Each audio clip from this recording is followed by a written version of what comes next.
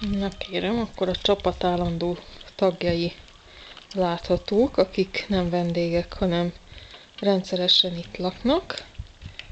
Azt mondja, hogy bal oldalról a Grinch, a félszemű cica, aztán egy vörös ördög, Fekete Péter, Tündérép kimegy a képből, Safranek, Grisha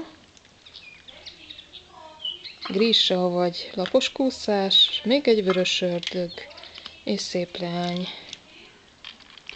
No, és ahogy hallom, oda át is kajaosztás van, úgyhogy ahogy itt végeztetek, vége a napközinek, és lehet menni a szomszédba folytatni az evést.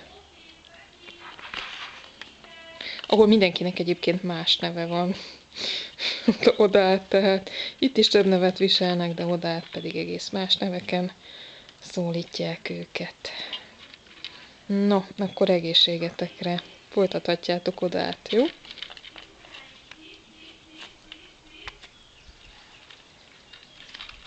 Ez az Grinches vörös ördög meg kitart, és nem sokára folytatódik oda át az evés.